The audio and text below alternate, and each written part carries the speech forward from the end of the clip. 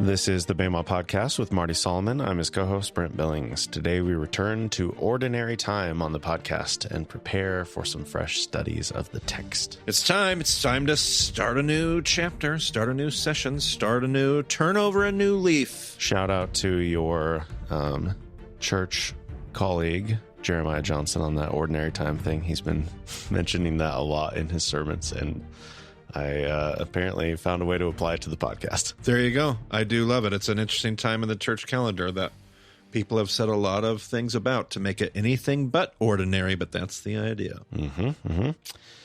So let's maybe start, in case you're wandering into a podcast app and it is, giving you our most recent session. And if that session is session 8, season 8, as it will appear in the podcast apps, this is not the beginning where we are. This is the beginning of a new season for us, but it is not the beginning of the work, and not really not the best place to begin. The best place to begin is at the beginning. And so you want to go all the way back to episode 0 to our introductory lesson, and we kind of lay out the whole idea of what we're doing here. And of course, even since we recorded those original episodes, we have learned and we have grown, and all sorts of things have happened. But that especially sessions 1 through 5 are intended to go through in order and give you an overview of the Bible and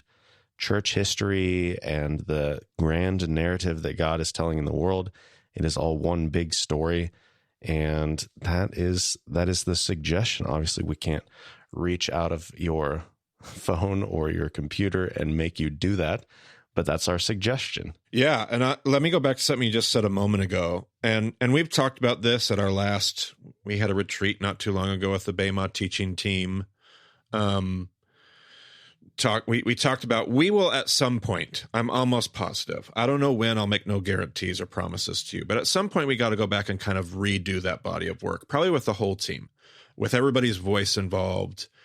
Because you said it a moment ago, Brent, we were different people back then. We started this podcast in 2016. That was a long time ago. Like, not a long time ago, but that was a long time ago. I was a different person in 2016. Were you a different person in 2016? Yeah. No kids, a different world, a different, 7 years actually makes a pretty big difference. Yeah. And guys, I got to tell you, I've learned a lot over the course of those 8 years. I've learned a lot. Marty Solomon has learned a lot, just like I learned a lot in the 8 years prior to that. So I get emails. We just got an email recently from people that they will point out how unwoke some of my, and I mean that in a positive way. I mean, they're right. I thought in season 1 that I was this great warrior for bringing down the patriarchy and speaking positively about women and redeeming the role of women in theology. I mean, that's one of the more common emails that I get, is women listening to season 1 saying, man, there's some things that are just so beautiful and so life-giving and so freeing, but then you do this other stuff over here. And that's just me being ignorant. That's just me having not grown and learned. That's just 2016 me. I would totally agree with you today. And so at some point we got to get back there and kind of redo those things, because those things are super important. Just know when you're listening to that, if you have the opportunity to hear us now in 2023, before you go back to 2016, just hear us say, I mean, I don't know who you were in 2016, oh, listener, but I would imagine that you were somebody different in 2016. The world was different in 2016. Our cultural consciousness of what we talk about and how we talk about it and what we accept and what we're angry about was wildly different in 2016 than it is today. And so these things are kind of locked in a period of history, and that's important to me. I just want to acknowledge that. When you want to be like, Marty, you're so wrong in the language you yes, you are right. You are. I just want to say you're right without any passive aggression. And that was where I was at then. And luckily, Jesus is still working on my heart. And it took us way too long. It took us years before we added any women to the Bayma team. It took us years before we had a woman that we interviewed on the podcast. It took us years before I broached other conversations that have made people upset. That it's just all a part of the journey. So be gracious with that. But there is a body of work that started back then that Brent referred to. Those first 5 seasons really are kind of the larger body of work. And we'll get back and redo it. We will. We'll make it more. We'll make it better. We'll improve it. But that's the good stuff. And Brent, you've given an encouragement before about, and I like this recommendation, binge the first 5 seasons. Like however you driving in a car, working out, running on a treadmill, just put that on 1.5 speed and just binge through those 5 seasons. Cause you can always go back to the sections that you were like, wait, let me do. And then you can get caught up to real time. They're always there to go back to. But yeah, would you give any more words to that than that? Yeah. And, make notes. If something intrigues you in the moment, like, sure, make a note of it and say, hey, I definitely want to go back and check out episode 43 again. That was a really great one. Like, sure. But then don't just like re-listen to it 3 times in a row right then. Like, keep going, because yes, the idea of those 5 sessions are to get the full picture of the whole story that God is telling. And yeah, we go deep in certain spaces, like we do every verse of Matthew. We do every verse of Romans, every verse of Galatians. I'm trying to think if there's anything else, but like we're focusing in on some areas and we're going wider on some areas. Like, yes, there are stories that we skip, but the idea is to give you all of the tools that you need to do that study yourself. And also to have this full picture of what God is doing in the world. I think to this day, episode 190 is maybe the most important episode we've ever done. It is the session 4 capstone, and it is the long review of the whole podcast up to that point. So the Bible. Yep. So if you want 45 minutes of like what is happening over the course of the entire Bible in 45 minutes, episode 190, it's such a good review. We used to review every day in class. That's right. Not quite every day, but darn close to every day. Yep. Because if you lose the full picture of what's going on, then you get focused on this story and you don't realize how that fits into the narrative. And so it's so important to like have that big picture. And it's so good to go deep on stuff too. But if you only ever go deep and you never realize how any of those stories fit into the larger narrative, then you're missing out on so much. Yeah. And be equipped to go dig deep on stuff. Because not only was I less of who I am today back then, but I was also wrong about some things. Sometimes I just got details wrong. Sometimes I misspoke and sometimes I had it wrong. Sometimes I say Hebrew words wrong. Can you imagine that, Brent? L loves to let me know that I said what? Sometimes really you're wrong, and sometimes it's just a different dialect. Yeah. And then sometimes I misheard some of my teachers. Sometimes I've gotten Ray wrong. Sometimes I have misrepresented Rabbi Foreman.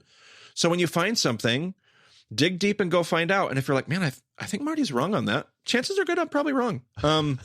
We're just bringing it to the table so that we can become aware of those things, dig a little deeper. I love N.T. Wright is famous for saying, there's 10% of what I'm about ready to tell you is wrong. I'm just not sure which 10% it is.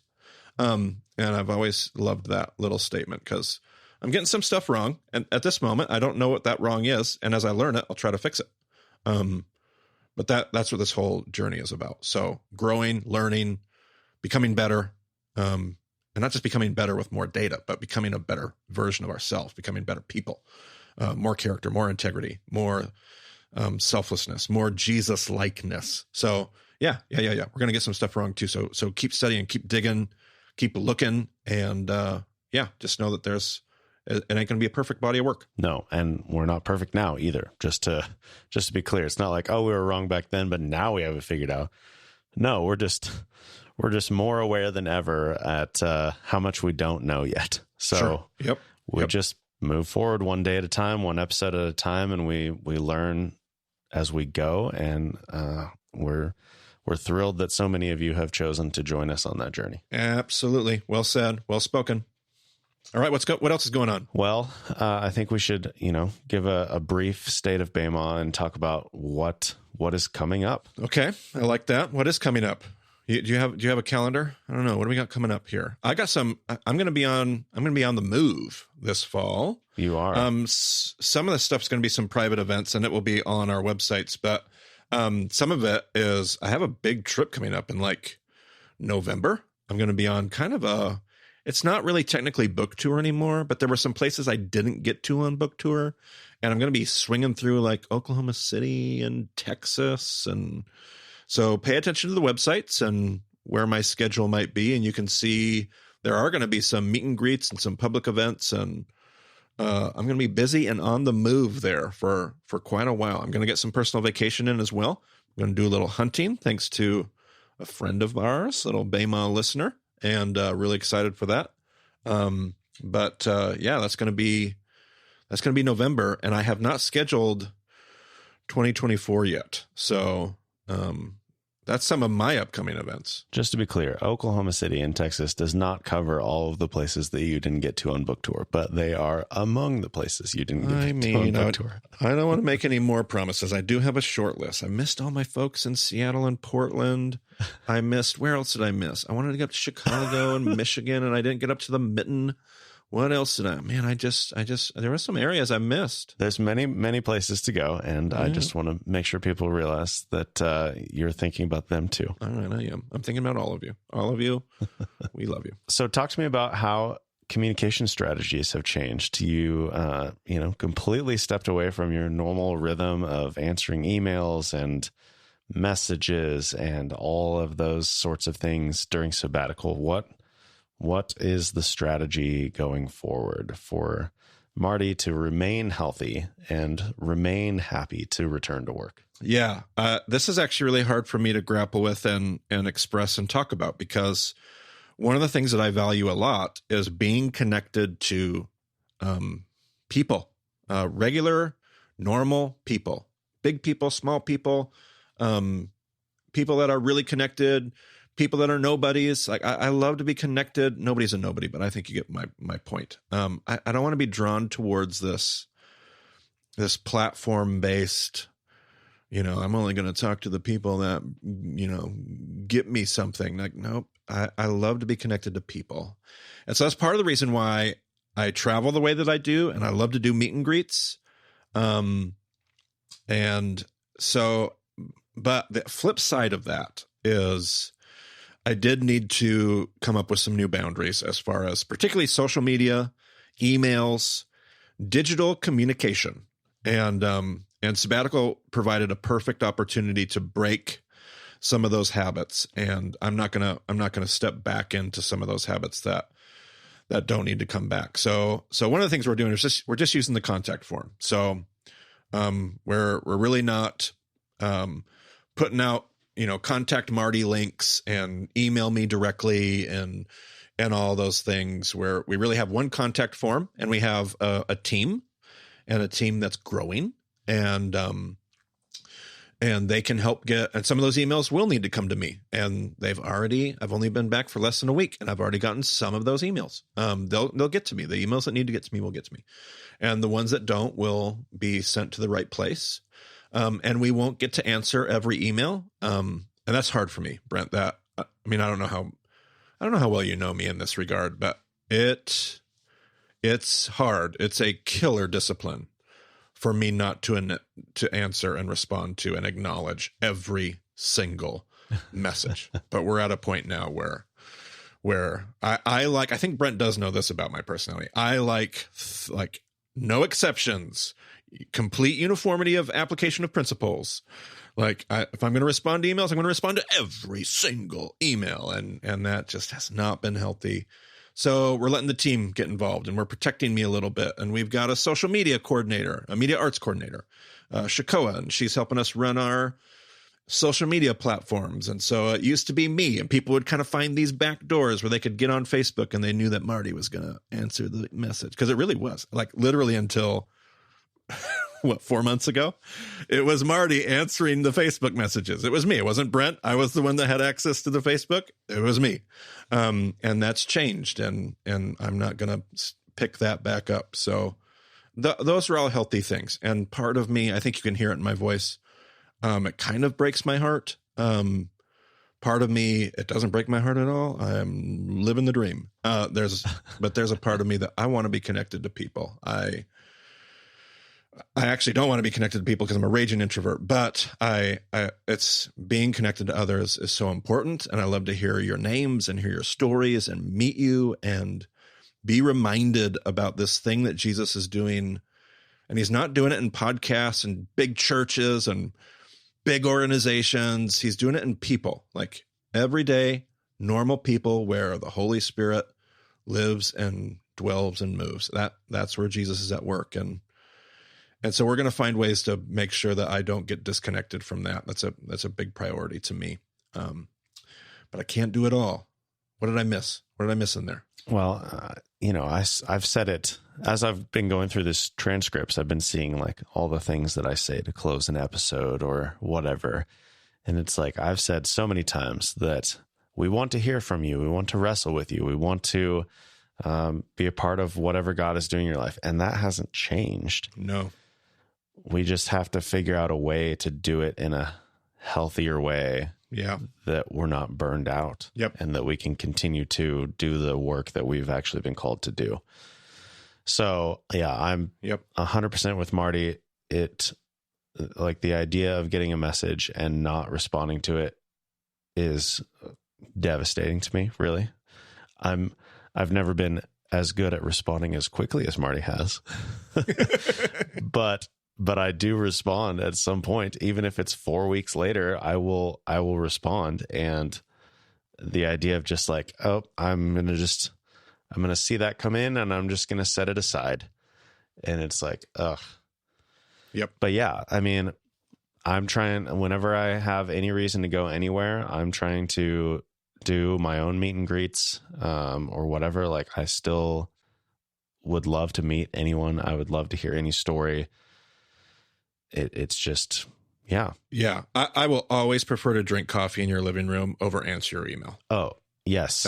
That will always be, it's just so much more Jesus to break bread or to shake your hand and to look in your eyeballs than it is to answer an email. And so if I can keep the priority in the right place, it means I get to talk to less of you, but I will be able to talk to more of you in ways that matter the most. And so, yeah. Yeah. That, I mean, it just goes back to the idea of discussion groups and community. Yep. Whether it's a BAMA discussion group or something else, like getting together with people. Yep. And this was, Reed and Derek on their friendship episode, when I was asking like, how, like, do you have to be in person? Does it have to be flesh and blood? And it's like, well, it doesn't have to be, but man, yep. If you're not doing that, yep, you're missing something. Yep. And so, yeah, I mean, we love to talk to all of you, but we can't talk to every one of you. And so how do you fulfill that? Yep. Would you call it a spiritual need to be in a relationship with people? I mean, I think so. I think you have to. Now, I'm aware of how often that's been abused by churches or spiritual leaders trying to force you to get into their church programming or whatever. But yeah. Setting that aside, like our need to be connected to other human beings in some way, and there are some good, hard, and fast rules, and there are always kind of even exceptions to those rules. But the need to be connected to somebody other than ourselves is just, and we know that, we sense that deep in our bones. Some of us struggle with it. I think you acknowledged it in that same episode with Reed and Derek, Brent, where you said, a lot of people, actually it might've been Reed that said he gets emails often about, I really struggle to make friends. And we know that that's a struggle for many too. So we know how important these things are deep down. And so we won't stop acknowledging and affirming that. And if you do get a response from one of us that's just like a sentence and it seems a little terse, I wish it could be more than that, But if that's all it needs to be, then that's what we have to do. But just know that our heart behind it is still like one of deep love and appreciation for who you are and who God has created you to be. Yeah, absolutely. And that response would acknowledge that there was something there that made us go, this deserves even a moment, if it's a sentence or two, to not fall through the cracks. And so hopefully we'll be aware of that and not commit that sin too often. But when it does, that's the world behind it. Yes. Well, that got deeper than I expected. Yeah, that was going to be a sub point that we just moved right on by, but there you go. Okay, what's next, Marty? Well, we always give a word in our intros episodes, I feel like, to just our gratitude for those that support us financially and what the needs are and those kind of things. And so we have needs, but those needs evolve and they change as we grow. And so we don't have needs in the same way that we used to have needs, like a long time ago when it was about like, will Brent have enough money to get paid, like at the end of session 4 or wherever it was. And now we're in a different world where those aren't the same questions we're having. We're trying to build a team. Like we just got done 2 minutes ago. We just got done talking about like how difficult it is to field all those messages. And part of that is bringing a few more people onto the team over time, like making sure that there are more bodies than just Marty and Brent. And so we have Marty and we have Brent and we have Brian and we have Josh and we have the co-hosts and we have Shakoa and all those people work for us and they get paid. And so the needs are different. It's a different kind of need. And despite what Derek James Rohr III said in episode 356, Marty isn't trying to take over the world and Bayma's not trying to build an empire. And we don't always like, I don't want to become this thing that's like, we need more money. We always need more money.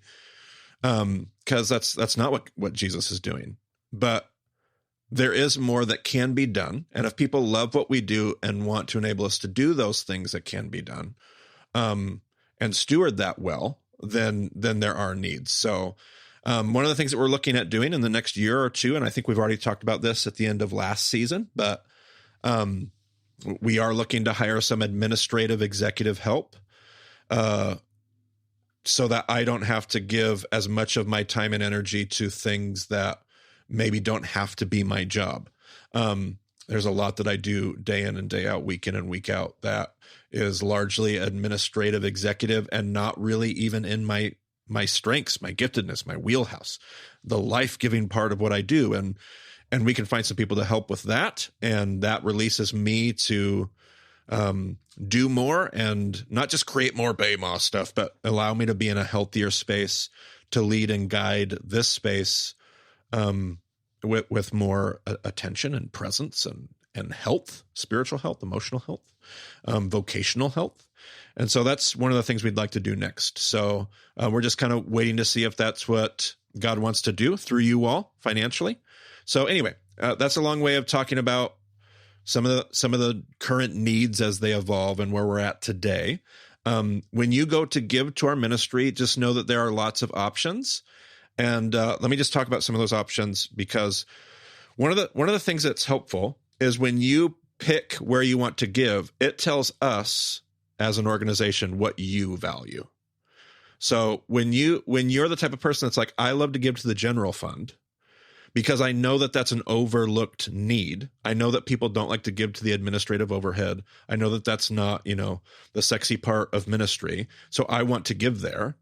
That lets us know that that's where your heart is. That's the helpful part of giving to that spot. Some people want to give directly to Brent Billings or Marty Solomon, not to us personally in our bank accounts, but to our support, our compensation, the things that we need to live and move at Impact and do our jobs. And that lets us know that that's what's important to you. Some of you will write and they'll say, okay, but what's the greatest need right now? Because some of your hearts are to give where the need is the greatest. We actually created a spot in the budget where you can give to that, by the way. There's a drop-down menu option that says greatest need. And when you give to that, we have identified almost like every quarter, like what is the greatest need right now in our organization? somebody that's struggling, somebody that doesn't have enough support coming in, and we're going to funnel that. The people whose heart it is to meet the greatest need, you can literally give to that need. And that need changes all the time. And so that's the place where you can give, and we can give it to wherever it needs to go, whoever needs that support the most.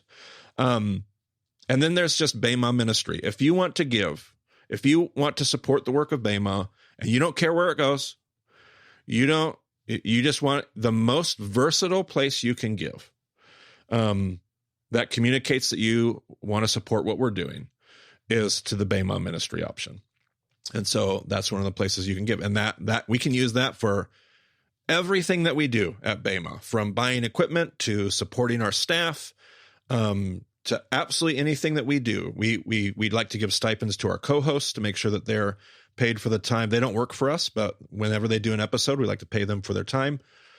That's the place where you can give, and that's the most versatile place where we can use money for our ministry. So just know that your financial support, we always, every live stream Q&A, every intro episode to every session, we love to take time to say, we see what you're doing with your generosity. You're giving this money to God through our ministry, and then God's asking us to steward that well.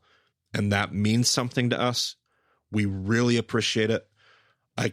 It's hard to fathom, Brent, what's happened in the last 3 to 4 years. I can't remember how many years you've been working for Impact now, but yeah, coming up on 4. So where we were at 4 years ago, and at that point, I'm not even sure we had really done many financial asks at all. But then it was basically exactly 4 years ago when you put out the call for people to support the ministry so that I could do it full time. And it's wild. It's wild what God has done. And I don't want to ever take that for granted, or steward that poorly. So if that's something that God still did, just know every single one of you that gives a monthly gift. Some of you give $10 a month, $20 a month, $5 a month. Somebody gives $1 a month, by the way. That matters. That is what's making the difference. Some of you give these large, crazy gifts that we just like, the team will see it and we just go, oh my goodness. Thank you. So all the ways that you give to our ministry and support our work, we appreciate it. We bless God for you, and thank you for doing that. And there's more to be done if that's what God chooses to do through you. So thank you. It is almost terrifying to consider what a fully armed and operational Marty might be able to do. Because I feel like you already record so many episodes and so many videos and read so many books and blah blah blah. Yeah. But I think that would be really good. And maybe it doesn't mean like you're going to see more episodes or more videos, but you'll see episodes and videos that have twice as much research and thought put into them. Like, yeah. Like that sounds awesome. Like we don't know exactly what that's going to look like if that's what ends up happening. But yeah, it's exciting. Yeah. Yeah, absolutely. No, I think you're right. One thing that would not change if you were to be given more time in that capacity, because you are already at capacity, is the leadership of trips to Israel and Turkey. And that got a little crazy while you were gone on sabbatical, Marty. Yeah. Speaking of things that God is doing and hard to imagine. Yeah. So just for perspective, the 2018 trip had so few people on it that Marty had to shuffle some things around and make some concessions and just like, okay, I know we don't have the minimum number of people, but can we please make this work? Yeah. I had to beg GTI to let me go with 12 people. I'm like, and they made it work for me and they were so generous. I don't know if it was just, and now it's not that anymore. So, and now the Turkey trip registration filled up in 40 minutes. Yeah. And honestly, I'm all the things, all the emotions. I'm shocked and I'm blessed and I'm frustrated and I'm sad and because I want everybody that wants to be able to do this to be able to do this. And there's other people that do these trips and we're going to figure out, I don't know what we're going to do, but we're going to keep working on this. We're going to figure it out. Chances are good that in the future, for the next round of trips in 2026, we may be moving to a lottery system of some kind. Like you put in your request and you have a party of 2 or a party of 6 that wants to go, party of 1. And we just start drawing parties and until we fill up a group and see how that goes. That's probably one of the best ideas we have on the table right now. I don't know if that's what we'll do, but that's probably changing. So we do have one more trip coming out. That's probably not going to take an hour to fill up, I'm betting. Brent's probably going to be another less than an hour before the trip moves to a wait list. And we know that people don't know when the email is going to come out. We know, like, we totally get it. And I've had some of my best friends not get on the trip, and I have an ethical commitment to not make any exceptions and not do anything. So there's no backdoor way to get on. Nope. It is what it is. First come, first serve. I don't know what else you would say here. It's just a staggering thing. I got so many emails, Marty, and so many questions like, oh, can we do this? Like, can you just send me a text when? It's like, no, I can't. Yep. Our own staff at Impact wanted like special, like, can you just let us know when the email is going to go out? And it was no, we can't. We can't. So yeah. I don't even know what to do. I don't know how to talk about it positively. I don't know how to talk about it negative. It just is what it is. Again, it's one thing that we're going to steward.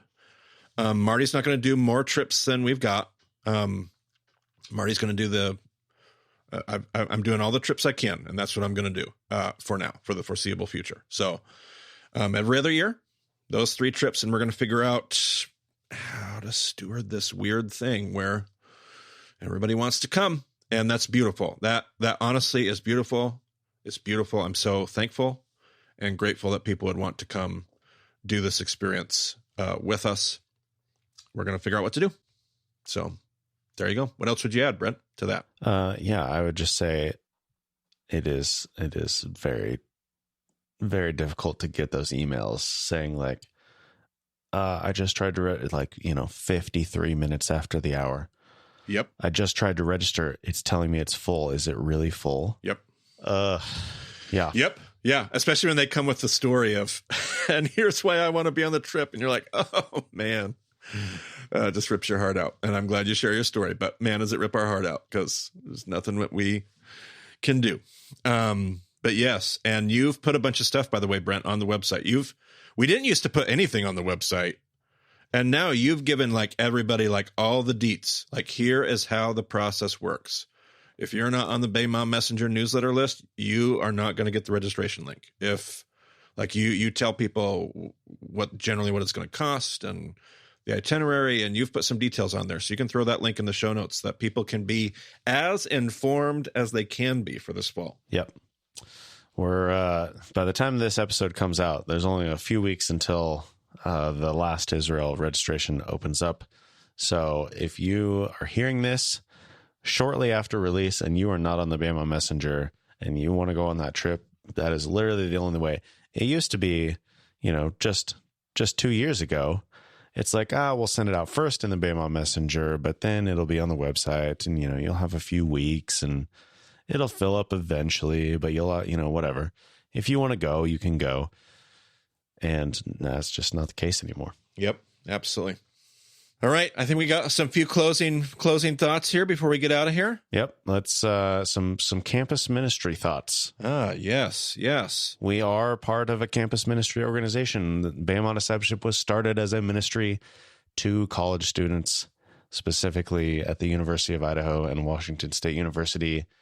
We talked about going back and recording the earlier sessions again. Like, you used to go through this material, like sessions 1 through 5, you covered over the course of 4 semesters, and you were going through that cycle every 2 years. And so it's like, we actually haven't iterated on those first chunks of material in a while. It's actually a break from the way that you started this whole thing. Yeah, absolutely.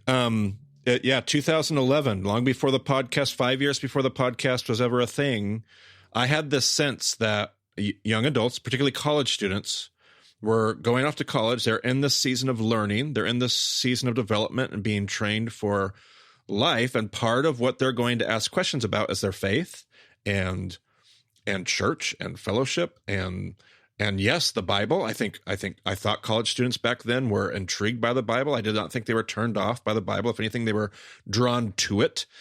But they also had all these questions, and the current status quo wasn't going to promote questions or answer some of those questions well. And so we started this thing, and it was just an attempt to remain committed to the Word of God, but bring a solid, historically grounded hermeneutic to the way that let's take a college student's interest in the Bible and let's equip it with sound hermeneutics. Like, let's pull them deeper into the scripture. Like, let's not give them shallow consumeristic garbage. Let's actually pull them deeper. Let's call them, and students loved it. And that's what Bema was. But it was always designed for that young adult. And this was before deconstruction was such a buzzword, but it was designed to help a young adult do that work, do that deconstruction work and reconstructing, like, okay, let me pull my faith apart. Let me put it back together. Let me do it in a way that's informed by history, and good exegesis. And then that class grew, and that class grew, and that class grew, and it kind of was this growing thing. And then my job changed, and that's when the podcast came out, still designed for really just my college students or any other college students. And yes, it would be nice if other people wanted to listen, they could listen too. And then that all changed. But behind it all has remained my call, my vocational call, my job as the president of a campus ministry organization at Impact Campus Ministries. And so, yeah, part of what Bema has always been a part of this campus ministry thing. My job has always been this campus ministry thing. Bema's been a part of that. And so Bema's always been a part of Impact Campus Ministries, and we will throw our website in the show notes there so that you can click on that and see that. But that's always been where our heart is, where my vocational feet are grounded, where my focus always kind of has been, is how is this hitting and working for college students? And so that's who we are. And so part of, like, if you were to go to that website, part of what you're going to see about Impact is our commitment to pursue what we call pursue, model, and teach. We believe that success, I love our definition of success, by the way, you'll find it on the website. Our definition of success is developing intimacy with Jesus. That's what success is for Impact. Hopefully that feels very Bema-s, like that. Hopefully Bema would not feel outside of that. We just did an entire session, Brent, season 7 on Sabbath, on spiritual. That is pursuing intimacy with Jesus. That is what we're trying to teach college students. We're trying to equip them. We're trying to teach them how to model that for other people, and how to teach other people how to do that same pursuit. And so that's always been kind of central to who we are. And then there's this other piece underneath it, which I would call this vocational, the sanctity of vocation is one of the things that we talk about. We believe that all work is holy and sacred, that these college students are coming to college in order to be trained vocationally for some work. They're going to go out into the world. They're going to do something. It might be social work. It might be teaching. It might be becoming a physical therapist. It might be, but what they're doing as a vocation is, we talk about this in the podcast, Brent. We said that God is looking, all the time we say God is looking for partners. God's looking for partners.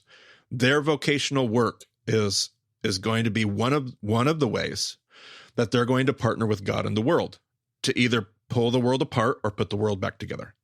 And so if we can equip that with some spirit-filled pursuit of Jesus, if we can equip that with some good Bible reading, good hermeneutics, then we can give these students the one thing that the university isn't typically going to give them. It's going to give them 9/10 of what they need.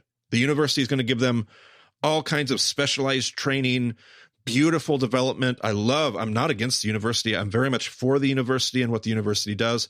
And we get to come alongside of the university and give them the one thing that the university probably is not giving them. Doesn't mean they're not, but probably is not giving them, which is the Jesus piece, the pursuit piece, the intimacy with Christ piece. We call it here it comes, Brent, the special sauce. If we can give that to our students, I haven't heard that as much since you've been on sabbatical. So that I know. What a shame. you got me. But if we can give that to our students, then when they go out to do whatever it is, even if they don't get a job in what they were trained in, they got a degree, but they don't use it, it doesn't even matter. If they have that sauciness as they go out to do the thing that they're going to do with their life, as a parent, as an artist, as a church leader, as a single person, as a missionary, as whatever it is they're going to do with their life, then Jesus is going to partner with them to put the world back together. And that's what impact is. Impact the you, impact the world. So Bema is a part of how this larger campus ministry organization is trying to equip students to do that work. And so I think people are familiar with Josh Bassett. Yes, Brent? Well, I would hope so. If they got to this, well, I mean, I guess maybe if you stumbled into Bema and this is the first episode you're listening to, maybe not. But yes, Josh has been a valuable teaching voice in sessions 6 and 7 so far. Yeah, and Josh has he was for a while the team leader here at Cincinnati. He was on the campus, the physical campuses here in Cincinnati. And if you've been following our podcast, you know that he had a bunch of health scares and he had a liver transplant, and that was crazy, and God was good, and he is still with us, and it's amazing. But part of what he has to do is he has to be really careful about his immune system, and it doesn't really set up a wonderful opportunity for him to be on the physical campus. And so we have shifted Josh into a more digital space because Bema really hasn't had anybody that has focused on where are the college students in the Bema network? Who are they? What are they doing? And you heard him talk about this on the last episode. Well, maybe two, whatever, however many episodes it was ago that Josh shared. He talked about how he's looking for all of Bema's college students to reach out and to contact him. And so I just want to double down on that because Josh is one of a few people who's going to help us bridge the gap between this crazy podcast and this thing that we do at Impact, which is campus ministry. And he's going to bring these two worlds together.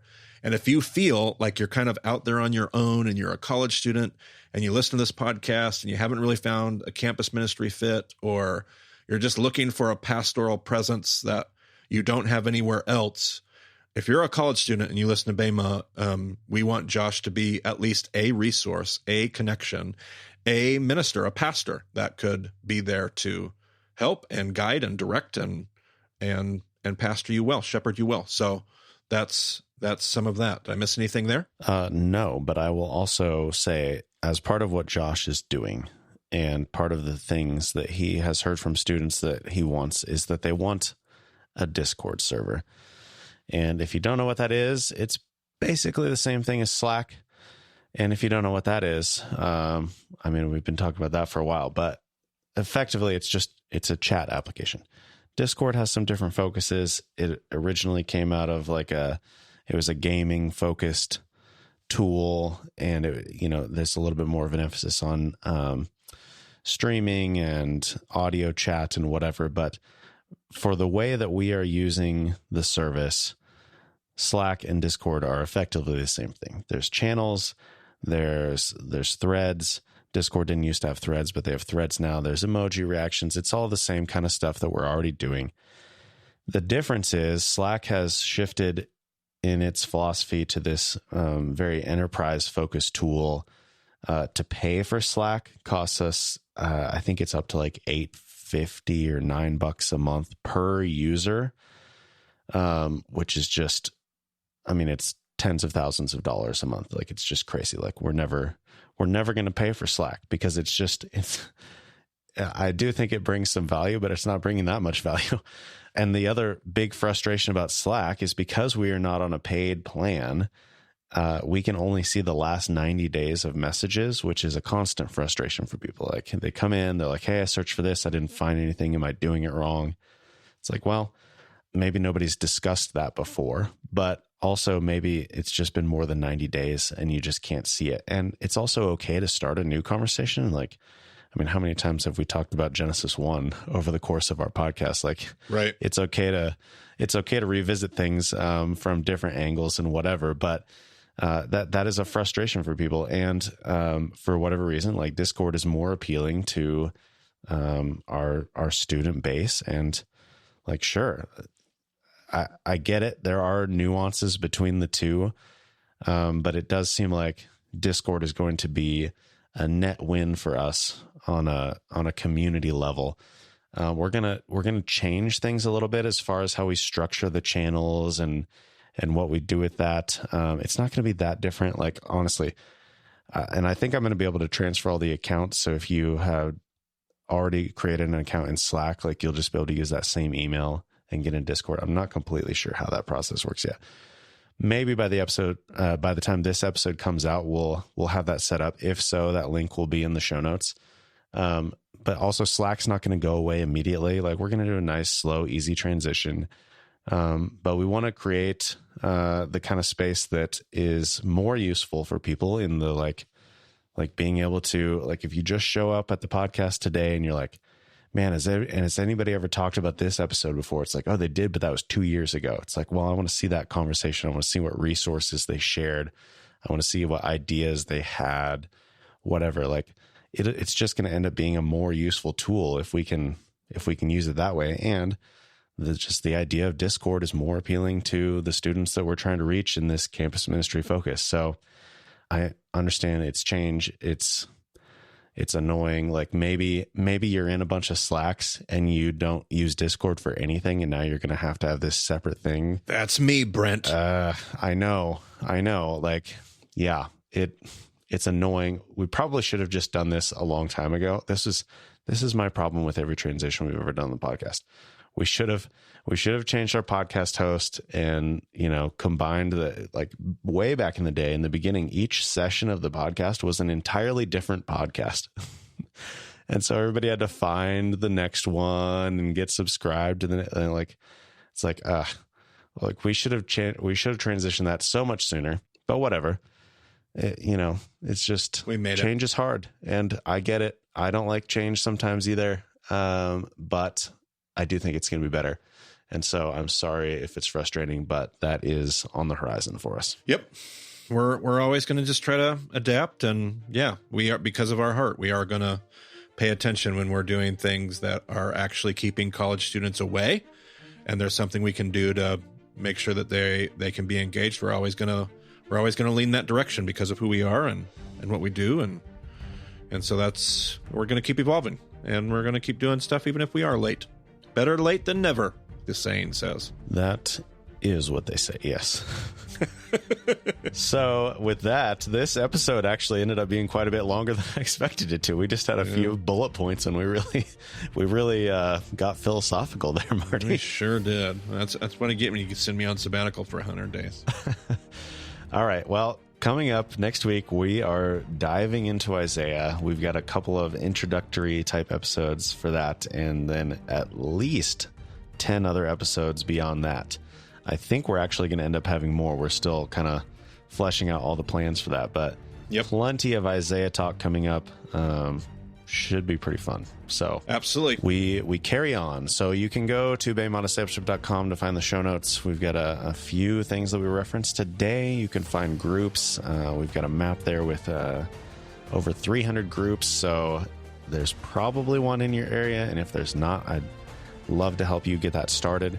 You can find events on the website. You can find the contact page if you do want to start a group. Like, submit something on the contact page, and that email will find its way to me through our Grand Central Dispatch, Brian Trushinger. He will get that to me, and then we'll make that happen. So that is the best way to get in touch with us. So thanks for joining us on the BEMO podcast. We will talk to you again soon.